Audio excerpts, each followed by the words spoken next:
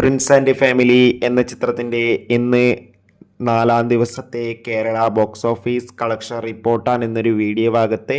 വീഡിയോയിലേക്ക് മുൻപ് video like ചെയ്യുക, ചാനൽ സബ്സ്ക്രൈബ് ചെയ്യാൻ വേണ്ടി ശ്രമിക്കുക.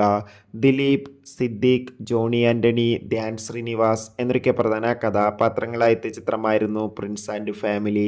ചിത്രത്തിന് അത്യാവശ്യം മികച്ച അഭിപ്രായം തന്നെയാണ് ഇപ്പോഴും പുറത്തുവന്നുകൊണ്ടിരിക്കുന്നത്. അതുകൊണ്ട് തന്നെ എല്ലാ സിനിമാ പ്രേമികളും ഒരേപോലെ പ്രിൻസ് ആൻഡ് ഫാമിലി എന്ന ചിത്രത്തിൻ്റെ ഓരോ ദിവസത്തെ ഓരോ കളക്ഷൻ റിപ്പോർട്ടും അറിയാൻ വേണ്ടി കാത്തിരിക്കുകയാണ്.